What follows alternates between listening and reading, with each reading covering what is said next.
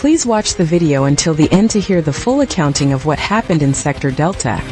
Every minute matters. Chapter 1: The day they hung the curtains. When the ship stalled above the river, no one asked whether they would leave. We thought they were monuments, hovering caskets that would drift away when politicians ran out of photographs. They did not leave. They descended slow and oil-black, tethered like dying whales above the industrial docks. People gathered on rooftops and called it a visitation. The first week smelled like burnt plastic and fear. The second week smelled like ash. They called the place Sector Delta to make it official. That name sat like a stamp. Municipal manageable. We drew lines on our maps and tape on our doors. I worked as a records analyst for a private relocation firm. We were the people sent in to make the indecent tidy. For pay, you walk through someone else's disaster and number the pieces that remain. I thought of it as a job, a ledger of displacement. I would not learn the truth until my ledger stained. Chapter 2: The children behind the fence. They lived in the empty grain silos and beneath the overpasses, in a maze of canvas and corrugated iron. People whispered that the newcomers were gods or monsters depending on who you asked and how itchy their conscience. I met them through a translator rig we were issued. A slab of plastic with a sputtering speaker. The first voice that came through it was not a voice at all but harmonics that made your teeth ache. Human interpreters called them the guests to pretend we had compassion. Children ran with lanyards of metal chips and made toys from rust. They taught themselves to mimic our laughter and our curses. At night, the camp was lit by blue flames, small stoves that pulsed with a cold light. I remember one boy, thin as wire, offering me a scrap of tinfoil and a smile that was almost human. I took the tinfoil, and he pressed it into my palm as if giving me a bone. We had orders to mark every structure, every family name, prepare the lists for relocation. We stamped boxes with temporary housing, and relinquished belongings. Bureaucracy was our catechism. We spoke of quotas and compliance while bodies shuffled in the background, while someone was always asking for water, and someone else always needing papers. Chapter 3: The vanishing of light. The company that oversaw our contracts, Concord Security, wore smiles like helmets. They brought armored vans and promises. They offered upgrades and voluntary relocation packages, dinners, job fairs, while night vans hauled away the quiet ones and never returned them to any registry. Concord had lab coats as well as guns. Science and violence braided themselves into one program.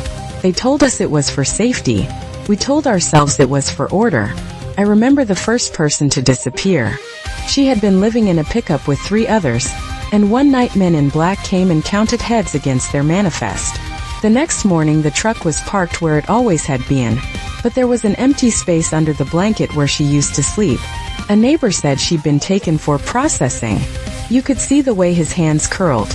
Small animal claws of someone protecting their distance from what they had seen. There were experiments. There were devices that hummed in makeshift labs in the warehouses. Concord called them medical extractions. The camp called them the boxes. People refused to look. The ones who did come back were different. Their hair thin to pale threads. Their eyes remembered no home. They avoided sunlight as if it burned them. Chapter 4: Infection or mercy or both. My change was a slow theft. It began with a bruise no one could remember earning. A stain of silver blue under my skin that spread like spilled ink. Then came the noises inside my mouth, as though another throat had learned to speak. I blamed a fever, then blamed bad chow, then blamed myself for working too close to the laboratories.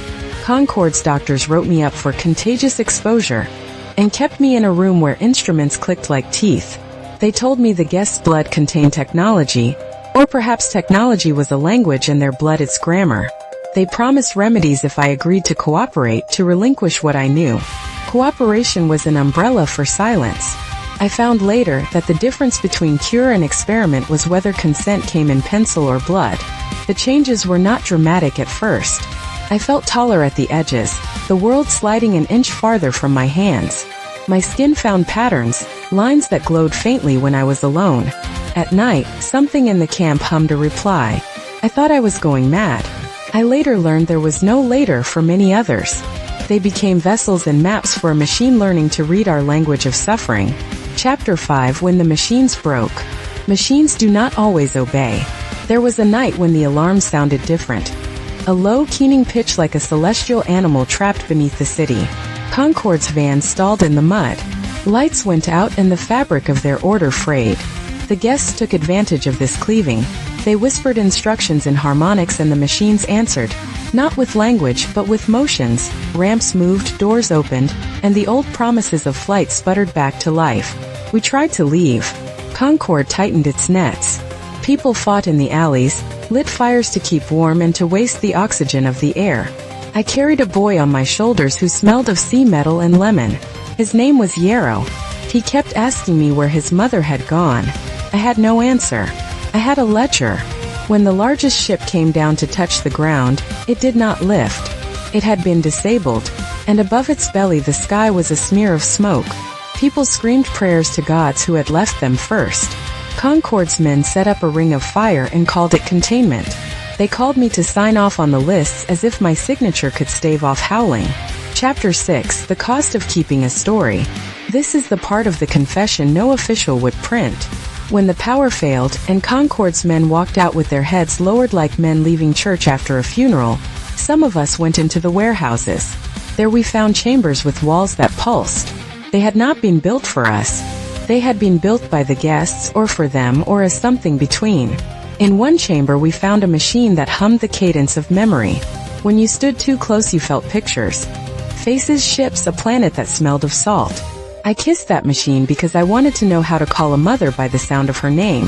I kissed it and it kissed back in the way machines do, by rearranging molecules, by offering a trade. A thing for a thing. I left Sector Delta with my body stained and my notepad full of names. Concorde made sure many of them were erased from public records. I was lucky my infection slowed. I could still pass as human if I kept my hands in my pockets and my face measured in appliances. But I am not the same. At night, when the city sleeps and the glow of the street lamps throws long, honest shadows, my skin remembers the blue light and the voices that ask me to bring them home. I write this because memory is an act of shelter. To tell is to shelter someone else from repeating the same exact blind cruelty. I have watched governments rename horrors to fit their budgets. I have watched corporations turn people into liabilities. I have learned that the neat lines we draw on maps are excuses to ignore the dirty stuff underfoot. If you think this was punishment for curiosity, you are wrong. The worst things that happened were not acts of vengeance by some alien intelligence. They were human decisions. We carved out a place to look away and called it order. We did worse. We traded our neighbors for less paperwork. I survived because I slipped through a back gate with a boy jammed into the crook of my arm, and a satchel of stolen instruments.